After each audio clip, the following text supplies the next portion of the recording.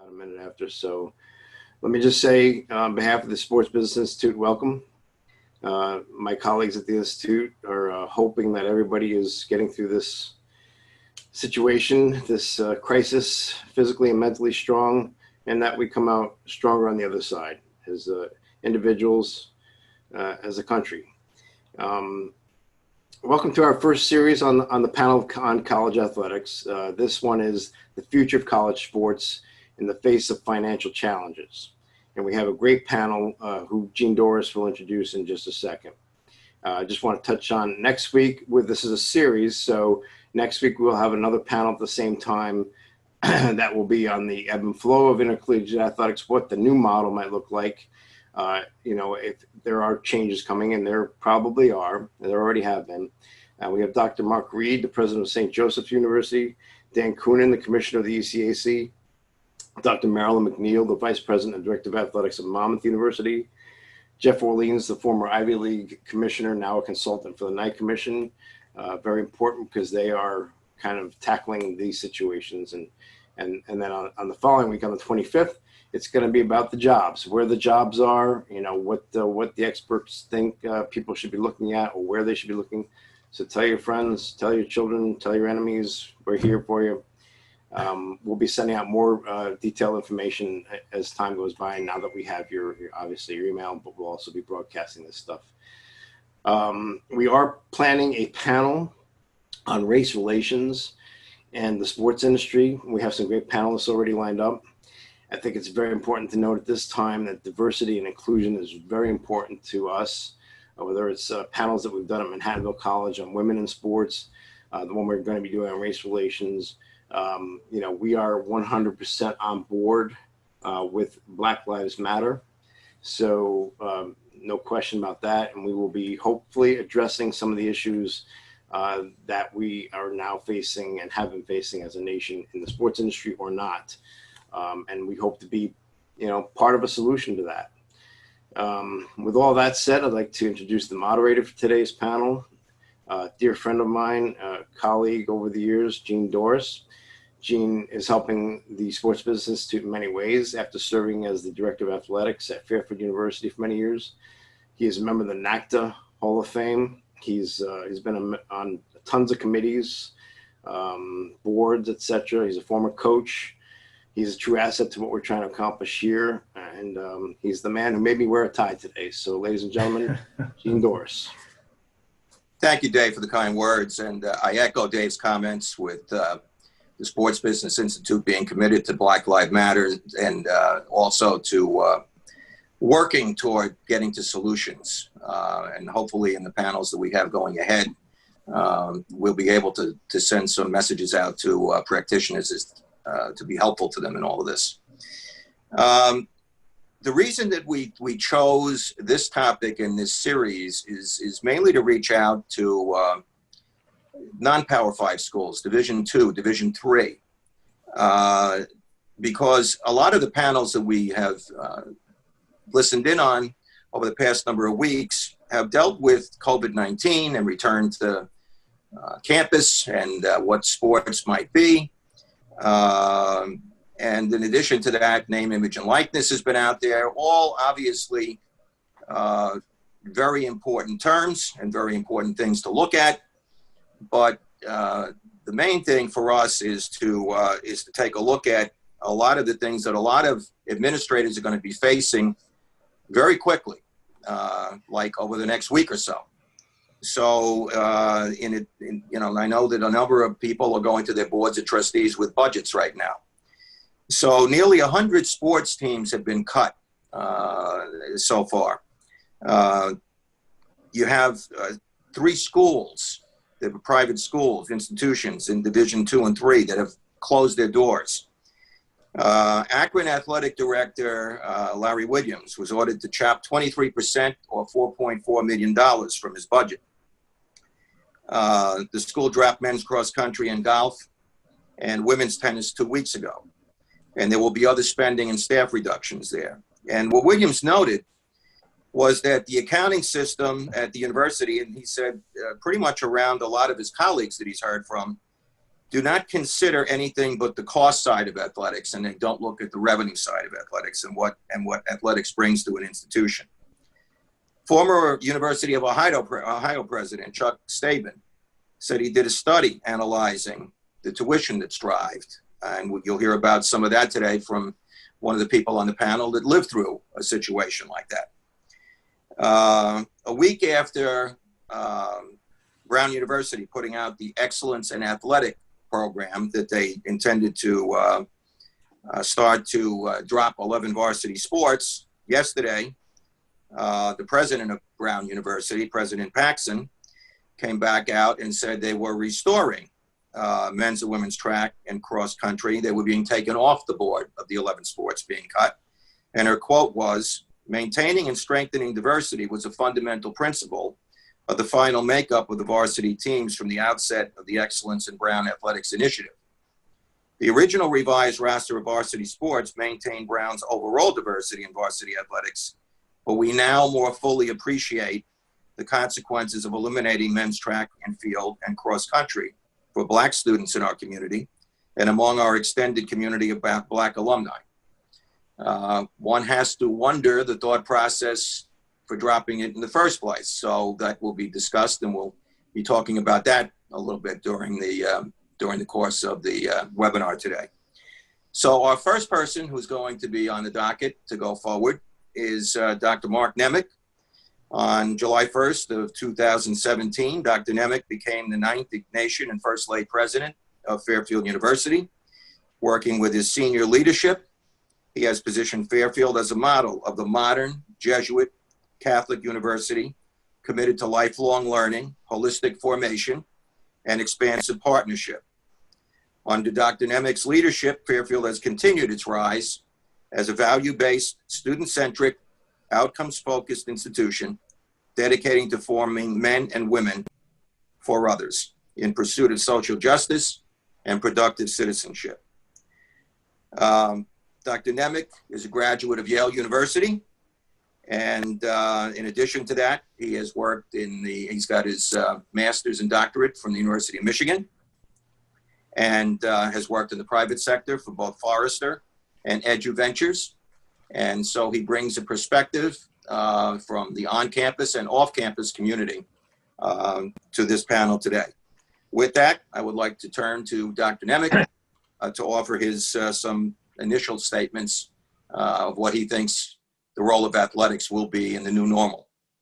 Thank you, Gene. And I want to thank everyone for joining us. One of the things as university president, one always has to be mindful of is being responsive to the moment while also ensuring that we're keeping the bigger picture, the longer term in mind. And I really want to, in my remarks, focus on not just what athletics means now in this moment, but what athletics means to us as a university and for us in the longer term. And with that in mind, one always has to think about one's strategy and purpose. And as you alluded to, Gene, here at Fairfield, we are dedicated to forming men and women, for and with others, with a simple idea that, we are value-based, student-centric, and outcomes-focused.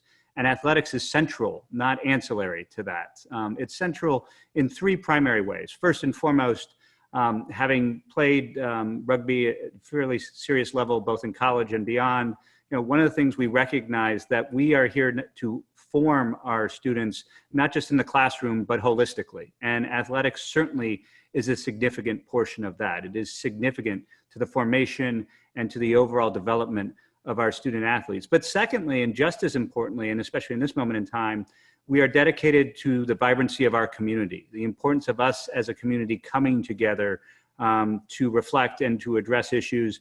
And athletics is really an instrument to do that. And so if you think about those two perspectives, the idea that we're focusing on the formation of the student athlete, but also that athletics is absolutely essential to the vibrancy of our community, of us gathering, but also reflecting, those are two very obvious elements. But the third, and this is why Fairfield as a mid-major is committed to competing at the Division I level, is that we also recognize this is a way for us to tell our story more broadly, right? The opportunity for the Fairfield identity and the Fairfield mission to be understood in athletics as an introduction to that Jesuit mission and to that commitment as we have to the formation of these young men and women means for us, athletics is not simply an ancillary investment It's part of our overall story. And I think that story continues to need to be told. In this moment, we realize it's a challenging time, but we also recognize that our role as Fairfield is to pursue excellence, not just in the meaning, in the moment, but going forward. And athletics are absolutely essential to that. Mark, how do you, if you were giving a boilerplate advice to other presidents at other colleges and universities, what would you say to them as they look forward in the times ahead that are going to be troubled, that they should use as kind of a measuring stick for how they view their athletic program when they go into meetings with regard to budget?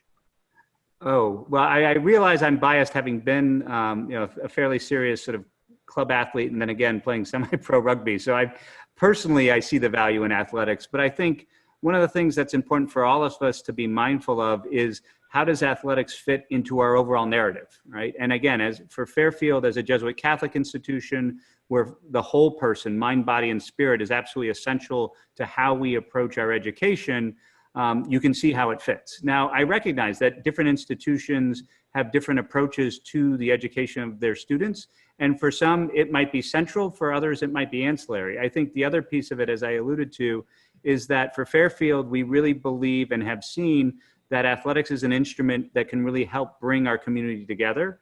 And so as we see and are committed to, most all of our students live on campus, essentially. So the idea of a community and the role athletics has as part of that community is also another thing that is unique to Fairfield. But again, one of those things that I think every president has to balance. And lastly, as I said, for us as a mid-major, as a school of master's comprehensive that is extremely well known in the region, but not nationally, we also see athletics as an instrument to tell our story more broadly. So I think, for university presidents, I think every institution is unique, and I'm loath to give any advice, but I would say making sure that athletics is understood in the framework of the broader ambition and purpose of the institution is essential. And I think that's, for us, always been the touchstone. Thanks, Mark. One more question before we move on. A lot of the demographics are now showing that applicant pools are going to be severely challenged in the years ahead.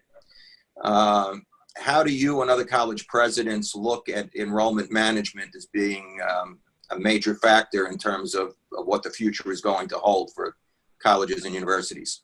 Well, enrollment management is central for us because we are motivated to reach broader audiences, right? As a faith-based institution, we want to offer the gift of a Fairfield education to as broad a population as possible.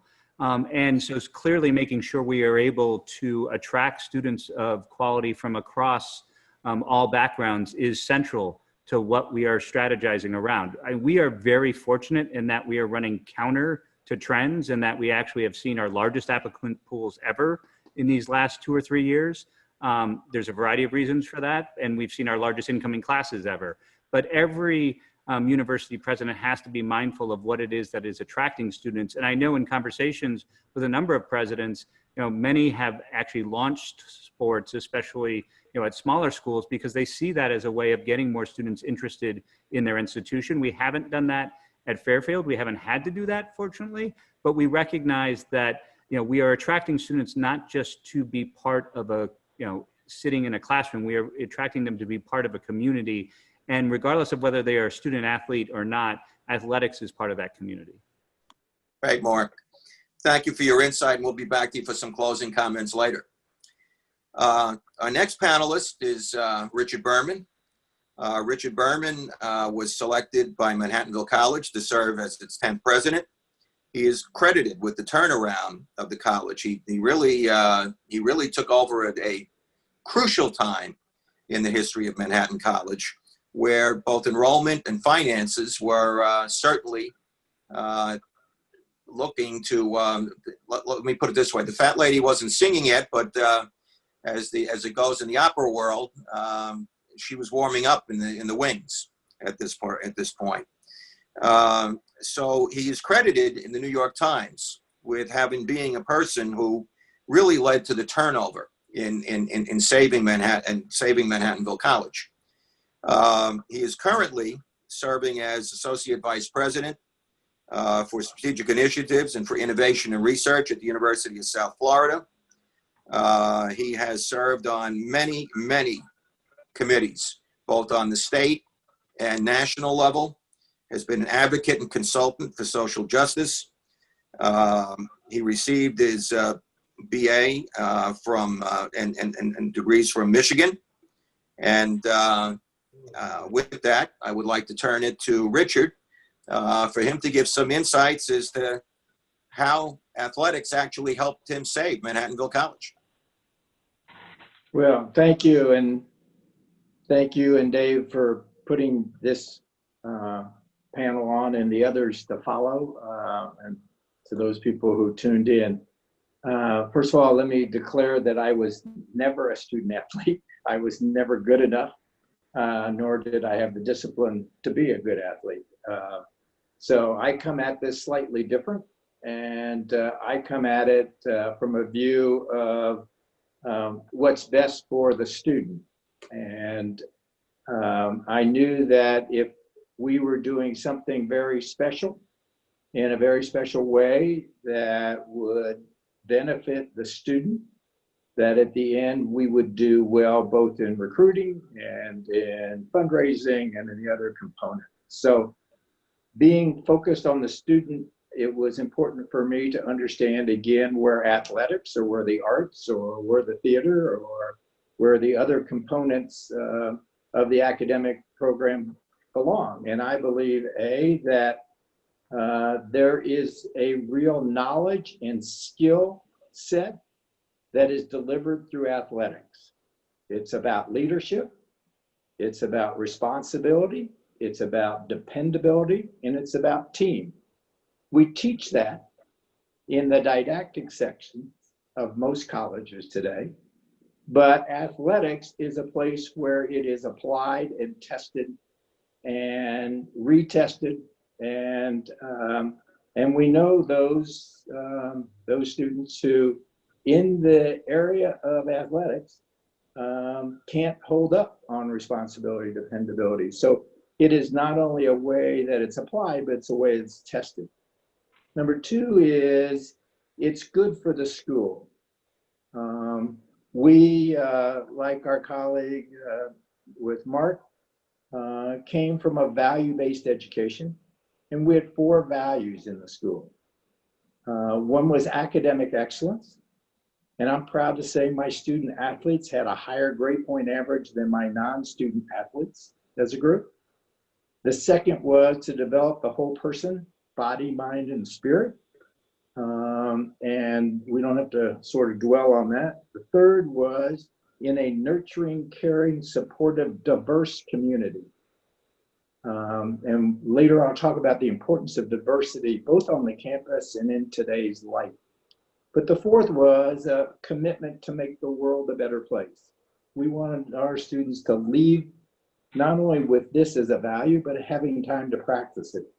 And I think as Mark talked about in terms of the vibrancy on the campus, I mean, who else do you get to help lug all the furniture and bags and everything that freshmen bring into a campus? Where else do you get people that'll do the midnight runs, et cetera, and be involved in community service, representing the college, representing the student body, and representing the values that we wanted the community to see that we did. But the fourth, or the, I guess, third major point I want to make is in today's world, where we're ready to acknowledge and say there are some underlying injustices, discrimination, barriers, whatever you want to call them, that affect minorities in terms of getting into colleges, retaining in college, and graduating.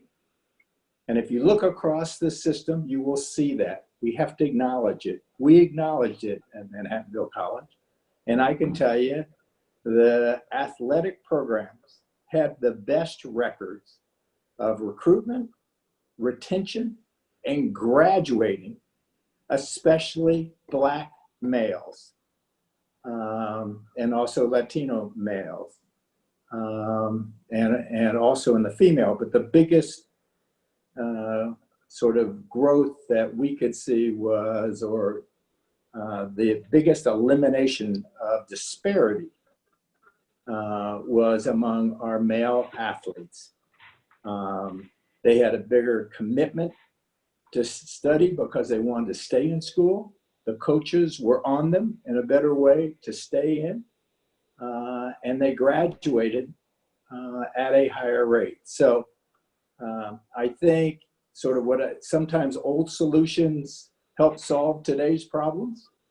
And I would say if we're honest about the disparities in minority education, you can talk about grade school, high school, I'm talking about colleges, then one of the best remedies for the problem is athletics.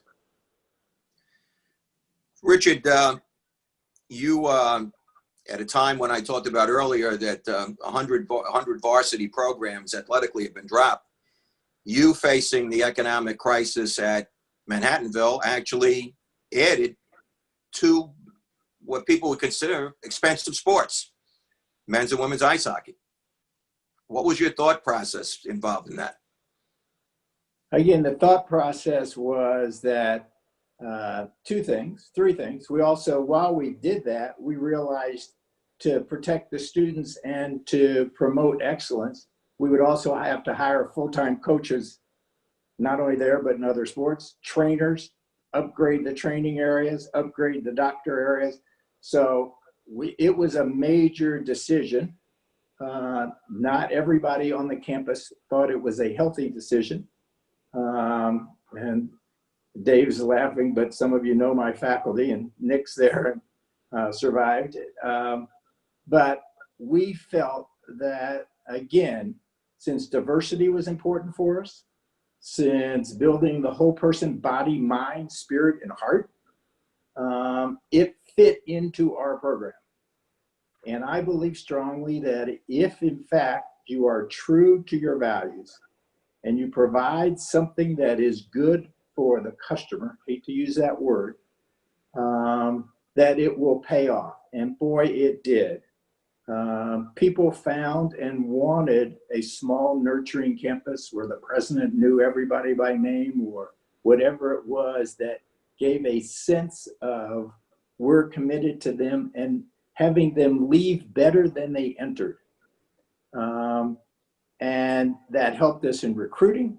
It helped us in bringing our alumni back. It helped us in developing a vibrant campus. From what was, when I got there, 600 and some odd students, very few of them living on the campus. Hard to get that vibrancy, if you will, in a commuter sort of feel. It opened up to recruiting across the world. Kids interested in hockey from across the world, not just from parts of New York or Pennsylvania, et cetera. And so, but it was part of this whole concept that if you provided the energy and, as Mark said, the vibrancy on campus and the visibility, it widens the net for recruitment, for giving, for community support. We had a lot of support. Some of our neighbors, in fact, helped particularly support those programs because of the viability of the college. Richard, last question before we move on. You're at a Division I state institution right now. You were at Division III Manhattanville.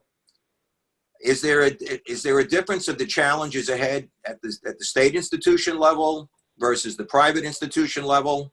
Or is it really the same challenge that we're going to be seeing all athletic programs face on these college campuses? Well, I think there's a series of challenges that are the same. There is a view by some that only what happens in a classroom is an important piece of higher education, or it's the only piece of higher education.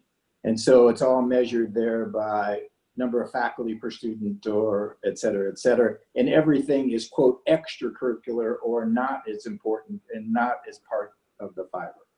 And that's a tendency that my experience says shows up everywhere.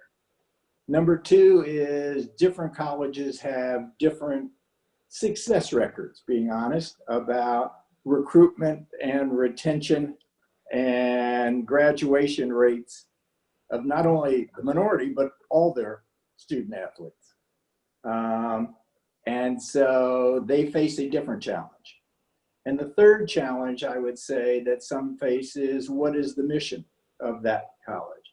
And I would argue from where I sit that state universities, whether they're Division I or they're junior colleges, have even more of a responsibility to deal with minority excelling and success. And when you then say that's part of your mission, I think they have to come back around and say, if we want to do that, we can't do it by adding 6 more professors in chemistry. We can't do it by adding this new academic program alone. We need things that really address those problems. And it's at the front end, which may be, sort of what we'll call gap programs to make sure that the students are prepared to be successful in college. It is special attention while in the academics, but also something that will give them a target, give them a reason to stay in and compete in a healthy way with their friends on other teams about who's got the best grade point average. So I think that the Division I, again, you have to come back to, Mark said better than I, you have to know what the value is, what is your mission. I believe part of the mission for specifically publicly funded institutions is to deal with this gap in our education with minority students' success and completion. Thank you, Richard, and we'll be back to you for some closing comments after as well. Next on the panel is Andy Fellingham. Many institutions hire consulting firms to look at their athletic program and evaluate it. I think sometimes going into a consultant, they don't exactly know what they want from the consultant. But the consulting world seems to be driving a lot of decisions that are being made on college campuses. Andy Fellingham manages the Inter-Collegiate Athletic Consulting Company, a comprehensive full-service group that uses the academic mission of an institution as the basis for any decision-making within its athletic program.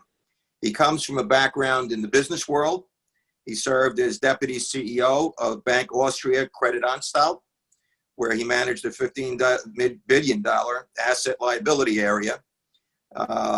And so he brings a business sense when he goes to a campus and consults. With that, I want to turn it over to Andy to talk about the role that consultants play in evaluating intercollegiate athletic programs within a college. Thank you, Gene. I feel a little bit like Stephen Colbert, doing his show from the basement of his house here. I'm looking at myself and wondering. But when I was in charge of 15 billion was really 15 billion, not like it is now. But the role of athletics, I'm following 2 presidents, and the 2 presidents both spoke about the role. In my 20 years of working with colleges, most presidents have an idea of a role. Most presidents can express that role orally. The ADs can express it orally. Then I get to the Board of Trustees and I find a slightly different idea of what the role is. Then I get to the donors and I find another role expressed. I get to the student athletes, I get to the regular students, you get to the greater community, you get to the alumni. And then at the end of it, I now, as I'm trying to define the role of athletics at a campus, I have 15 to 16 different explanations. It's important for the CEO of an organization to know why he has that department, whether the department be athletics, philosophy, or snow removal, right? Unless you're in the University of Southern Florida, then you don't worry about snow removal. But you have to know why you have it. And that's what we like to do. We come in and we say, everybody has an opinion, but you haven't institutionalized the reason. You have to write it down. And it's not a very big document. Maybe it'll take 2 paragraphs if you're verbose. Normally it'll take 1 paragraph. What is the role of athletics on your campus? Number 1, as both presidents have mentioned, what is your academic goals and mission at that institution? If athletics harms that in any way, you can't do that in athletics. If athletics is making a decision to add or drop sports, you can't do that if it harms the academic goals and mission. Unless, of course, you have no academic integrity. Then you can do whatever you want. But most of the schools I've worked with have academic integrity, and we don't have to worry about that. Then you have to look at how does athletics meet with enrollment management and student profile. So if you're writing up the role, you'd say, okay, we want to know, which both presidents have mentioned again, what's the GPA, what's the retention, what's the graduation rate? What's the diversity, racial, geographic, ethnic, gender? Where do we want to be, and what do we want them to help us to achieve? And then that's with the student athletes when they're on the campus. And then you can turn it into the recruiting by your coaches. Here is who we want you to recruit.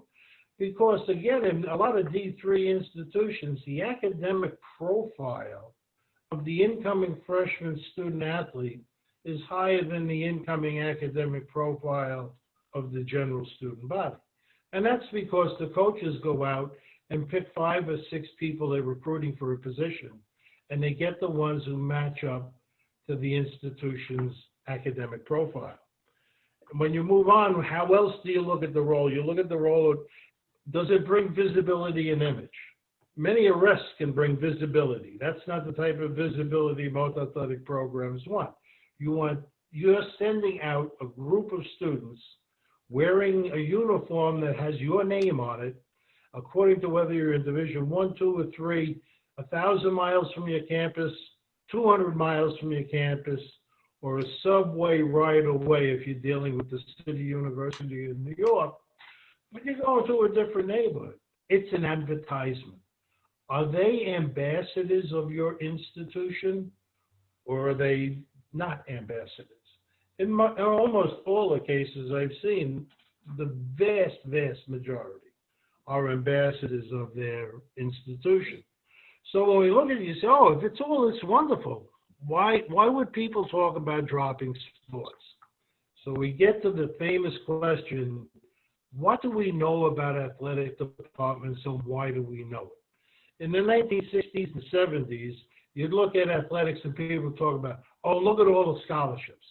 Look at all the money they're spending on scholarships.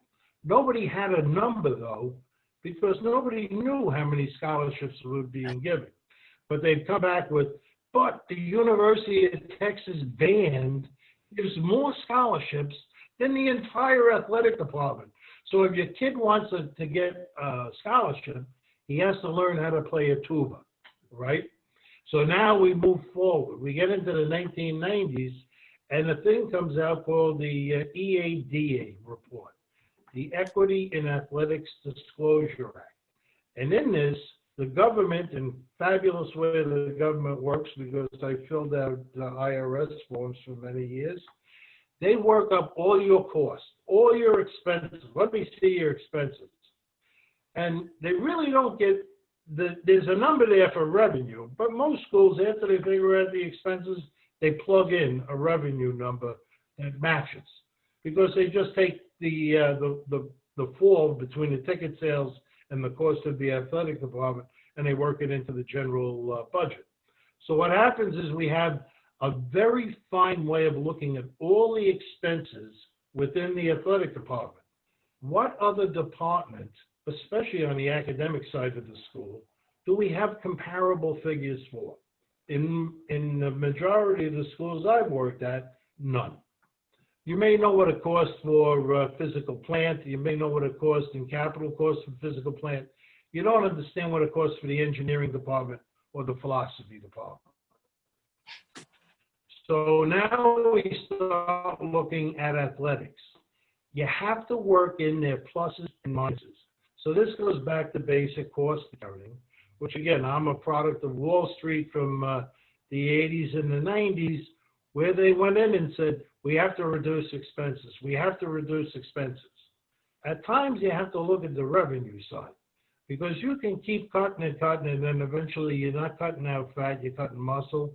You're not cutting muscle, you're cutting bone, which I guess Brown figured out when they figured out that they were missing a diversity issue, since they didn't know what the role of that athletics program and that specific team was within their organization.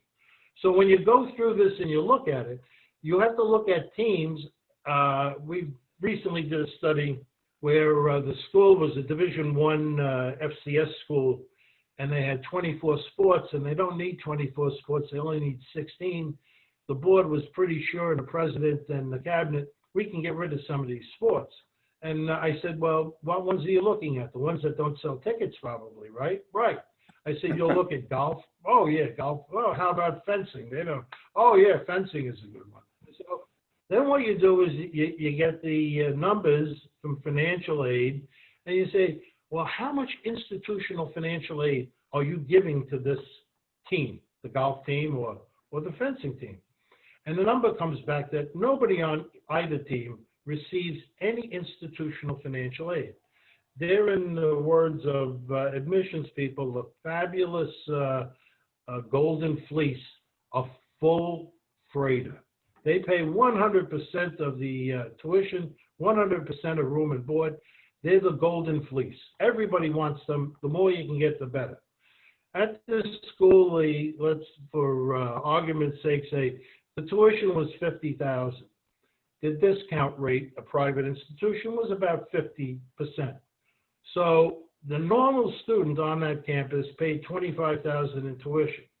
The normal student athlete of the 12 golf members paid 100%.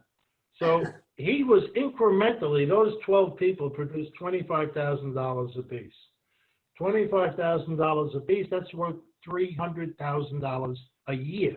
But we have expenses for a golf team. Okay, what are the expenses? You run them up, the annual cost and everything, 50 grand, and they have a part-time golf coach who they pay $5,000 for. The golf team has a long-time part-time coach who was an alum of the school, who knows how to raise money. They had $55,000 in annual cost, including his pay, and they raised $67,000. So they're making profits on both the income side on tuition, and they're making profits, which is very unusual. The fencing team wasn't as good. At another school we went into, and we're looking at club sports, and we're looking at varsity sports. This is right after the two.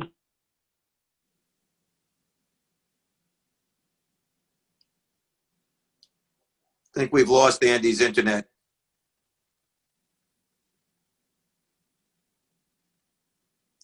Okay, we'll come back to Andy. Are you there, Andy? Yes. Okay, Hello? we lost you for a bit. Oh, so we're looking at their, they want to cut $200,000 from the athletic budget. When they cut the $200,000, as usual in a D3 institution, the AD runs both varsity athletics, club sports, and intramurals. If you're an AD, what are you going to start subtracting from first? They'll go after club sports and recreation first. Normally, I shouldn't stereotype, but they'll normally do that. So the equestrian team, which had 45 women on it, they took $25,000 away from its $50,000 budget, and they saved $25,000, no doubt about it. I come in 2 years later, in 2010, there are now 15 women on the equestrian team. When they had 45, there was not one dime of institutional aid. Again, basically the same. It was around $50,000.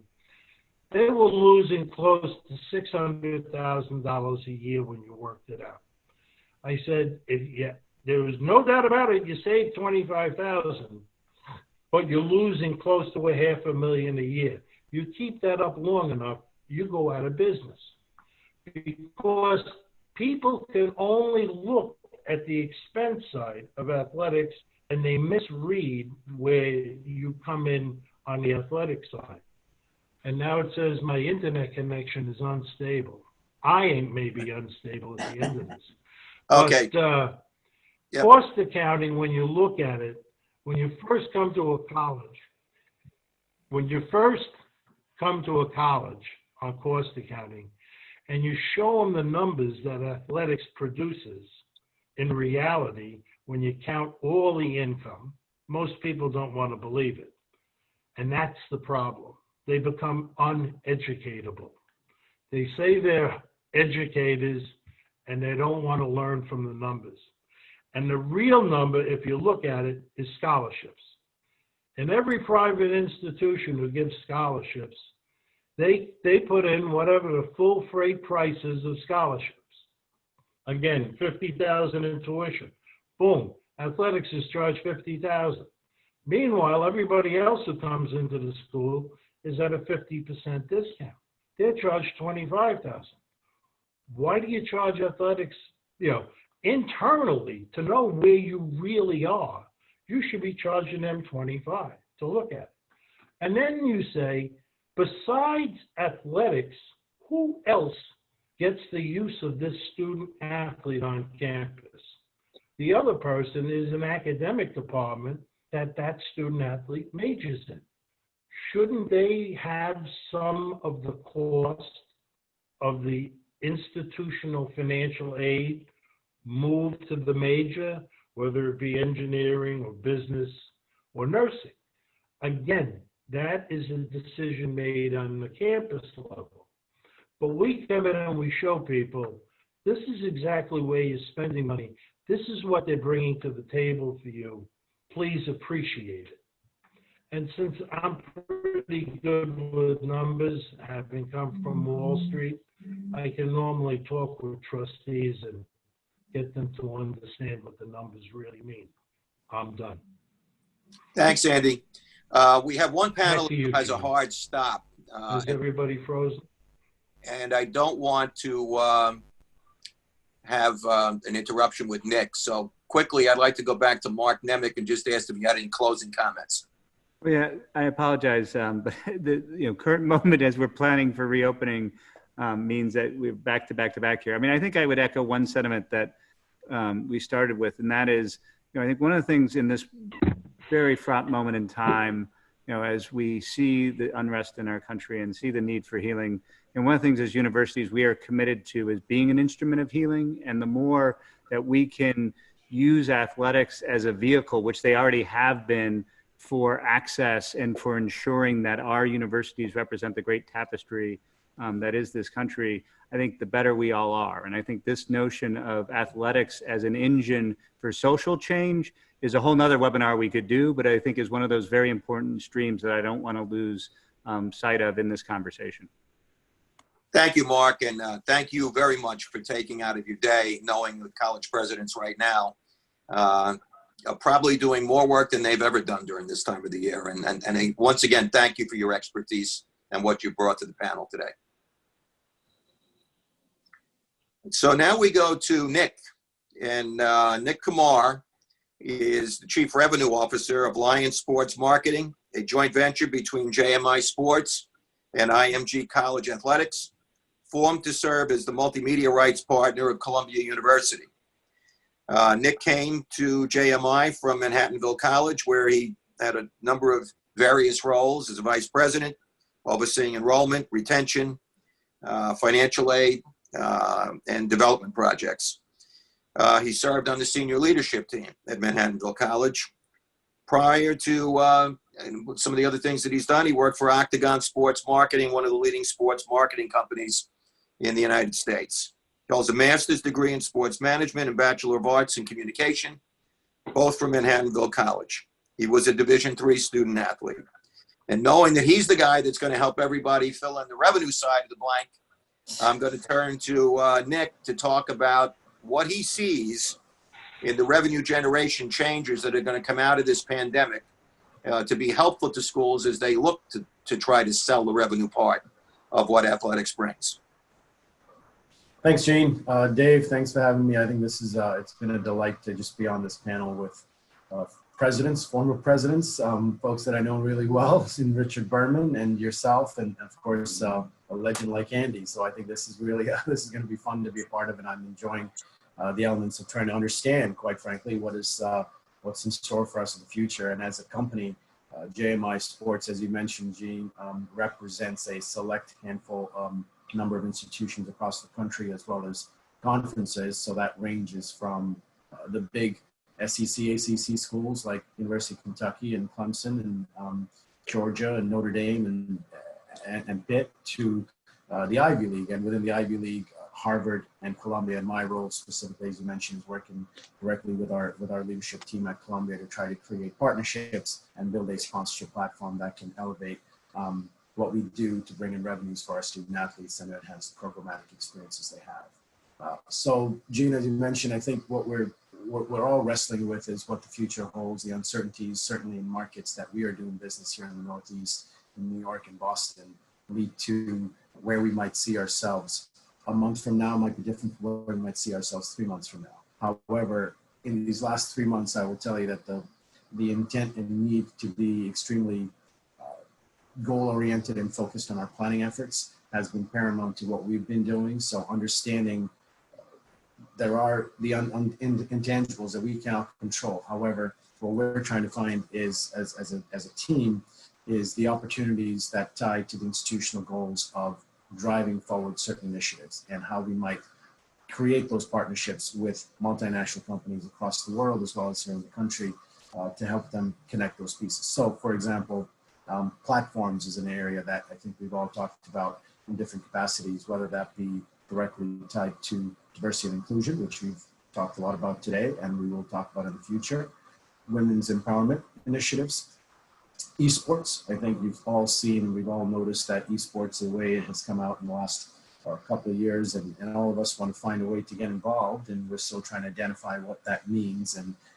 at JMI Sports, we were able to create some synergistic partnerships with Gen G, a leading esports company, to deliver some interesting, engaging opportunities for sponsors and partners, as well as for the universities to create a wider base of reach during a time like this. In addition to that, you will find that where, every single college campus is dealing with today, and if you talk to presidents, athletic directors, cabinet members, wellness, whether that be mental health wellness or physical wellness or emotional well-being of their student athletes, how do you address that? So how do you take a platform, again, and I'm using an array of them, it would vary for each institution, but how do you take a platform and tie that to a intriguing opportunity for partnership creation via the channel of athletics? So that's what we are trying to focus our efforts on, is delivering in this time frame digital platforms that can allow for alumni engagement, recruitment opportunities that, specifically with any number of our institutions, but in our case, the Ivies in Columbia, Harvard, or Penn, and how do you create an access point to engage alumni through a digital channel that has the connecting points of social engagement, that has the connecting points of being able to deliver for a broader base, not just a consumer that is a parent or a fan, but also for a company that has social change and sustainability and initiatives that from their corporate philanthropic side tie. So we have to go out and try to find those companies, try to find those brands, and try to help them understand that we are not just giving you a traditional sports marketing avenue and outlet, but we're trying to create a synergistic partnership that is based on a multitude of those areas that I just talked about. Yep, you had talked a little bit about talking about, for example, Jeep.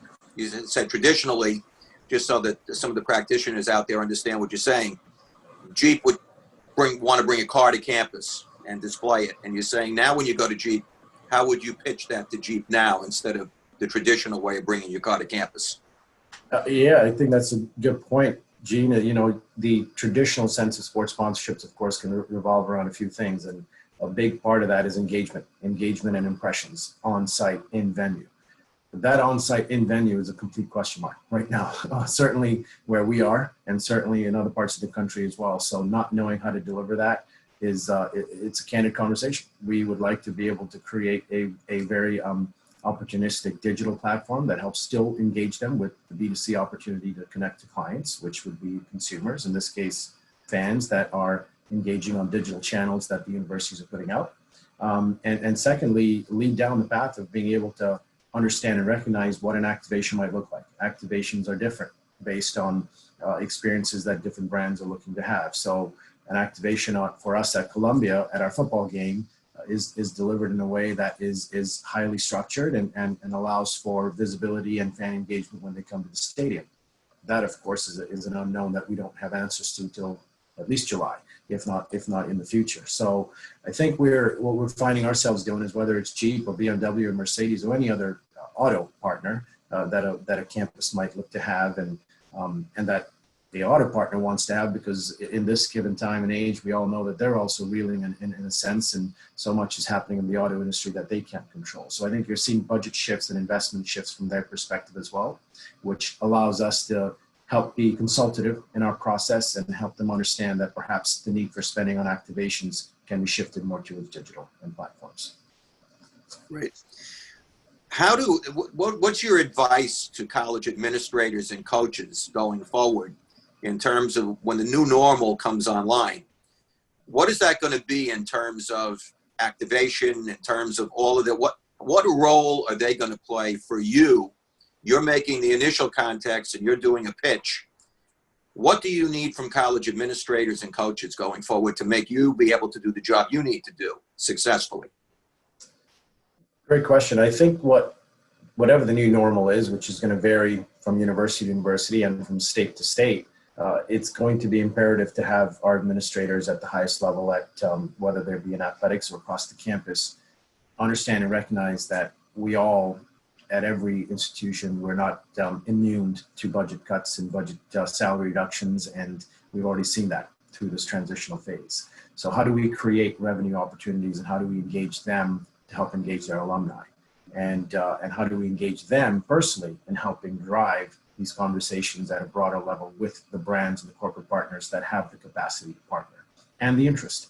So I'm fortunate enough to say that, in our work, whether that be at Columbia or whether that be at Harvard or the Ivy League, very hands-on administrators that are willing to take the time to go on a trip or visit with a brand and talk to them and help them understand the core missions and values that you heard Richard and Mark talk about at institutions, and what the end goal and end result is to create an engagement tool for them to be able to elevate what they're doing and really tell their story of their student athletes, because we've heard it all throughout. The student athletes at large Division I institutions, mid-sized Division I institutions, or Division III institutions, all are going through a process of evolution, and whether that's leadership development or whether that might be creating a future for how they might go about entering the corporate world.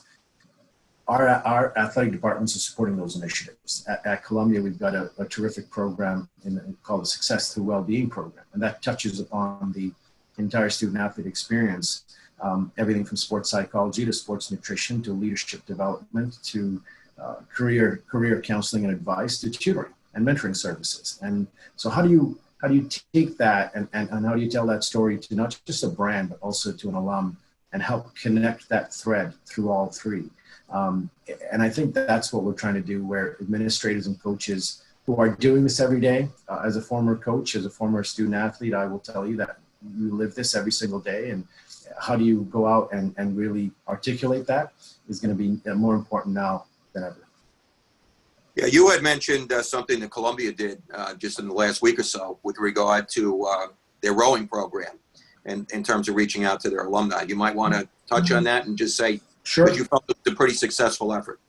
Yeah, and I think you're finding universities do that, but Columbia's doing a terrific job with our athletics development team, and what they're doing is really creating webinar series like this to create engagement opportunities. It's all about engagement. It's all about, we are in the business of relationships, whether that be alumni relationships, parent relationships, student relationships, or in my case, all of the above, and brand relationships. So how do you strengthen those in a time like this and not be lost in translation because we are so distracted with our everyday lives? And I think what Columbia has done a great job of has been able to tie in a series and take their student athlete awards banquet online, which I know Harvard did as well, and other Ivy League institutions and institutions, including Fairfield and Manhattanville for that matter. So I think when you think about how Columbia leveraged this platform was take their rowing alumni, their current student athletes, and talk about a docu-series effectively that showcased the IRA national championship that they won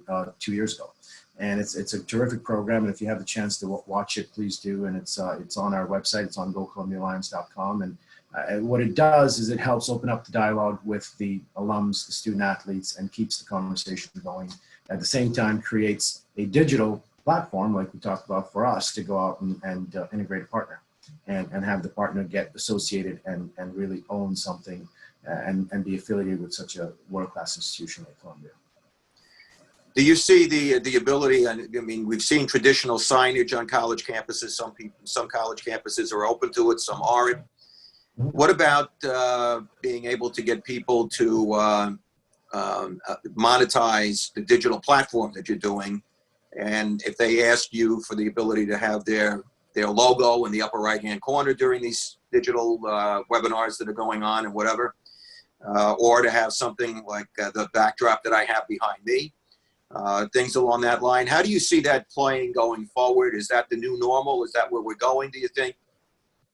I do think so. I think there's going to be a lot of shifts in travel, for example. So you're going to start to see, institutions start to think about where coaches are going out to recruit, where they're going to visit their alumni, where business people are going to look to shift their budgets, and travel is a big expense and big cost center for many of us. So I think when you look at how you might create a digital channel like this and let it live and let it evolve, gives for engagement opportunities and positioning opportunities for brands. Now, having said that, each institution is different. I think at Columbia, we'd be very selective. I think our approach is clean and classy, and it has to be that way. We would do nothing but. And so we will never go out and put 5 brands and let them be all over the screen and distract anyone. I think it would be the right brand with the right message. So if it's wellness, it would be a wellness associated brand, or a hospital. If it was diversity and inclusion, it would be a brand that believes in that and supports those kinds of initiatives. So I think we would be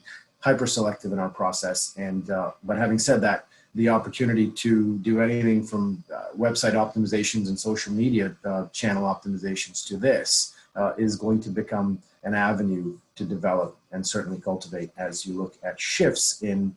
When I look at, I'm just using my examples, you would traditionally look at sports sponsorships as perhaps being your traditional assets of in-game promotions and on-site activations and ticket sales and so forth as drivers for your sports marketing platform.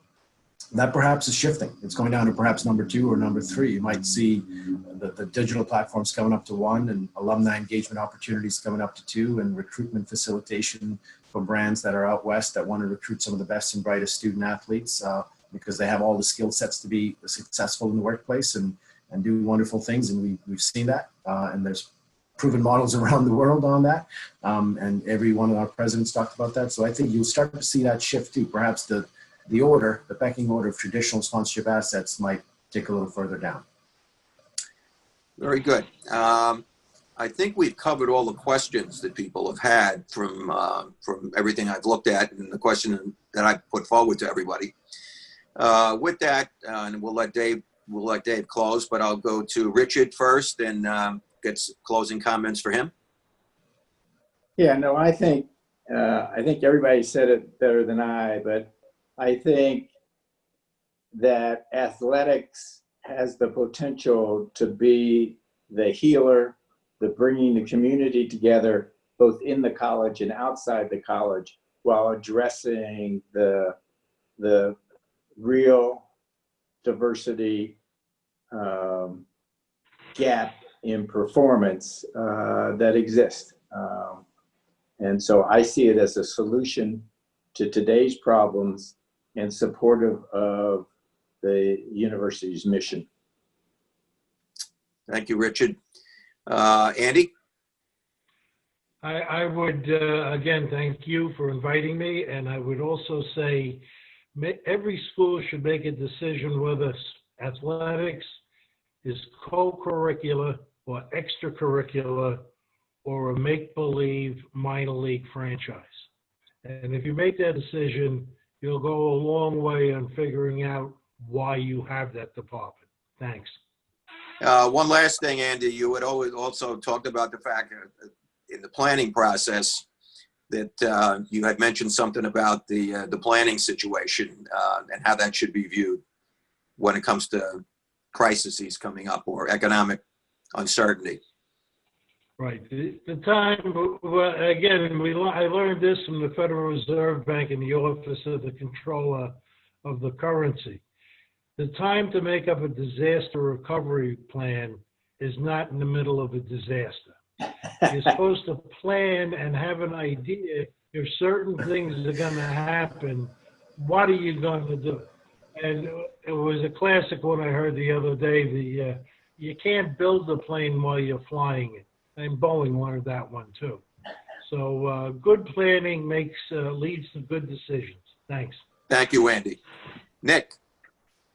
I would just say that, in the midst of all of this and as the future comes about, it's upon us as institutions to be very thoughtful about our approach and put students first. It's about the safety of the student athletes and the students and reopening the campuses, and every campus has levels and layers deep of planning ahead of them in the next several weeks. And I think we've started to see what professional teams are doing. And having said that, college athletics has played an absolutely life-changing part in my life, and I will tell you that it does for any number of student athletes and people who go on to business careers. And the NCAA has this great tagline, which we all know, which is 98% of us go pro in something other than sports. It might be 99 now, I don't know, but it is true. And when you start to think of the opportunity that athletics has to influence a campus, it goes far beyond just competition on the court or the field or in, what they might be doing on the away team's campus.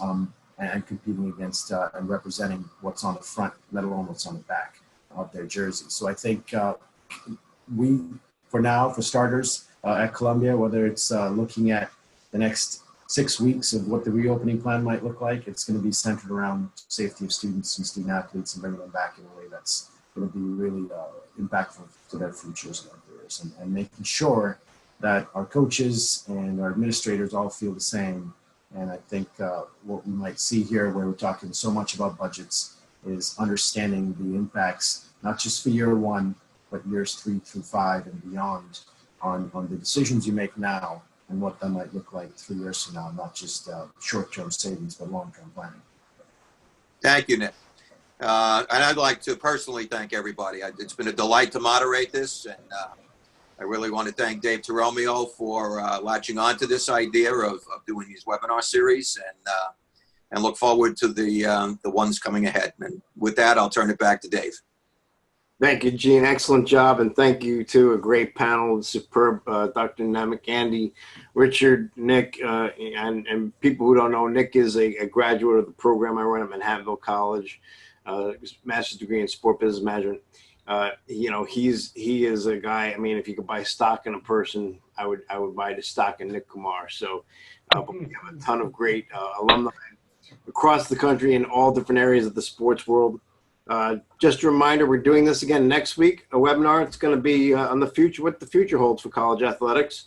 We've covered the financial aspect today, and a lot of that was tremendous. Dr. Mark Reed from the President of St. Joseph's, Dan Coonan, Commissioner of the ECAC, Dr. Marilyn McNeil, Vice President, Director of Athletics at Monmouth University, and Jeff Orleans, the former Ivy League Commissioner, and now with the Knight Commission Consultant. So join us. Thank you for joining us today. This has been recorded. And while I do love, doing this and the webinars and everything, we'll have this series and we'll have the race relations in July. I can't wait to do this in person again. and shake people's hands. And Richard, I know you're a hugger, and hug people, and hopefully we can get back to that, because it really is, about connections and networking. College athletics is such a great place, not just, for college athletes, but really a great place to start your career. My time at Iona and college athletics and other places, it's just, these are the hardest working people on campus. Let's be honest. The coaches, the administrators, they're great people, and they really care about the student athletes. So, if we can help the cause in any way, we want to do that. So thank you again for joining us. And hopefully, like I said, we can do this in person someday. I love wearing shorts with a shirt, but at the end of the day, I want to, again, get back to wearing a suit and tie. So thank you all again, and come back next week. Tell your friends. Thank you. Thank you. Yep. Not to golf here with the background. Starting today. There you go. Comes back. You're killing me. Thanks, Have a great one. everybody. Thank you. Good night.